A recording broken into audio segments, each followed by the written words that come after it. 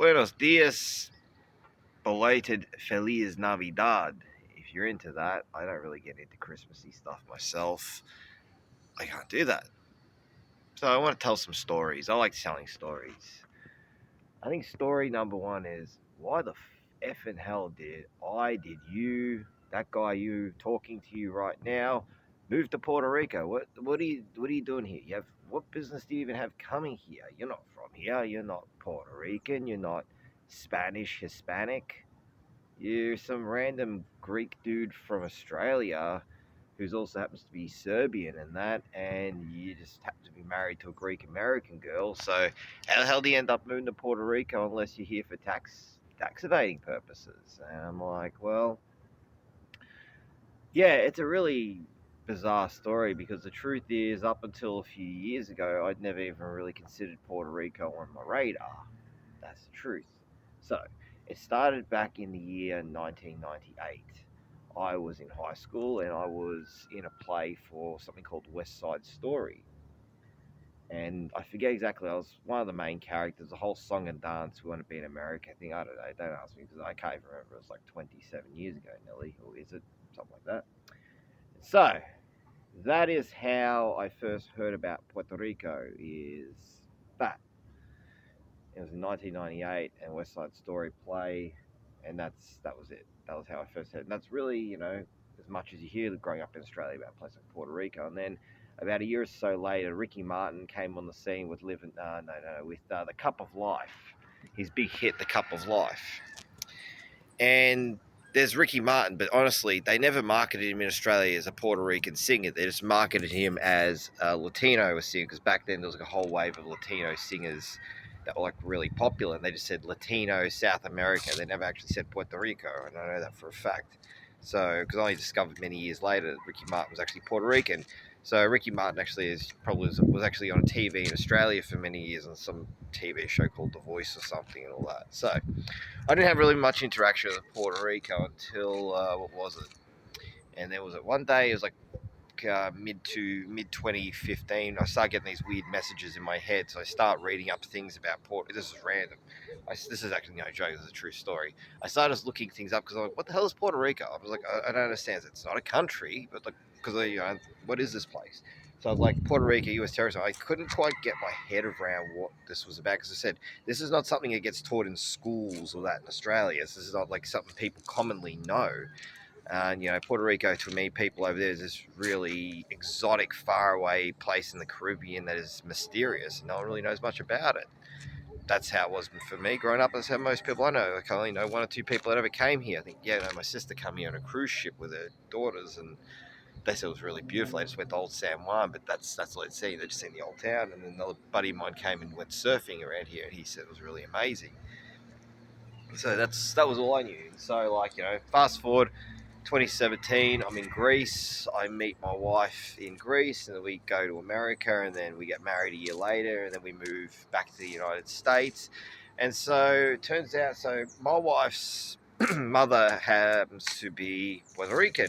So after we got married, my wife and I, we moved in for, it was only going to be for about 3 weeks. Ended up building 3 years. We lived with our in-laws in Connecticut while we were building another house, which is a whole other story in itself. And my father-in-law was actually Puerto Rican. He's from Sidra. Was my stepfather and my wife's stepfather. He's from Sidra. And so my first, actually, basically as soon as I got to the United States, the first people I was interacting outside of Greeks and that were Puerto Ricans, and actually the people I had the most exposure to. So I went to parties in Hartford, down the South End, and in the North End, new people and that. So I went there, and I was just around Puerto Ricans basically from the beginning. I remember I was in the North End at a house party, and they're like shocked Australian person's there at this house party and that. So I'm like, yeah, okay. I mean, look, I'm not, you have to remember with me, I've grown up around ethnics. I've grown up around dark people. I grew up around people from all around the world. I've traveled all around the world. So I'm like, I'm used to not being the majority. I'm more used to being a minority, especially in places I've lived in that. So I'm like, that shit don't faze me. I just don't care. I'm not really phased. Like, that's why I like going to places like India. I walk around the back streets of places like Egypt, Jordan, things like that. I was like, I love it. I love the adventure. Jakarta. That's an adventure. Places like that. But anyway, off topic.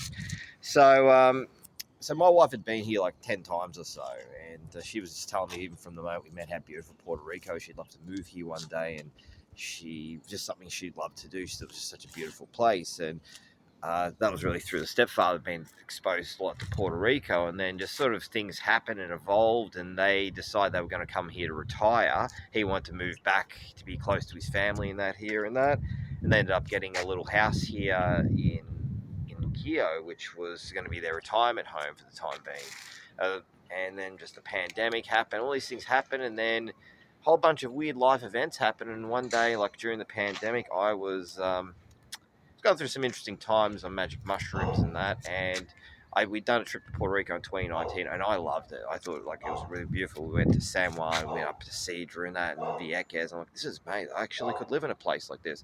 It reminded me a hell of a lot of Rhodos, Greece, where my family comes from, the Greek island. Very similar. Just it's more arid and desert-like over there, but much more similar.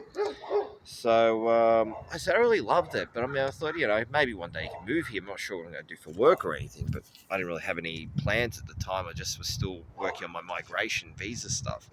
And the pandemic happened, and we're amidst building this other house, and I was outside and watching these neighbours, and these two old white dudes, they're cutting their grass, one on his ride-on, one on his weed whacker, and I'm looking at it like, fuck this is not me. I can't do this. I'm not a suburbanite. I can't, I grew up in the city. I mean, I travel the world now. I'm not a suburbanite who's going to be cutting the grass in Connecticut suburbia, and I hate snow with a passion. So I just like dropped everything I was doing outside. I was doing work. I go inside and go to my wife and go, honey, fuck this. We're moving to Puerto Rico. And she just looks at me and she just nods her head like, okay. So that was in 2020. And so that was the extent of the decision. And so we just I was going to get this house ready to sell, which was like an immense amount of work. We wanted to have it sold before the 2020 election. We just wanted out. I'm not talking. So anyway, then we got pregnant, and then it's like, change of plans, we still need another year to finish the house anyway. And then once baby came, we sold up everything, sold the house in a week.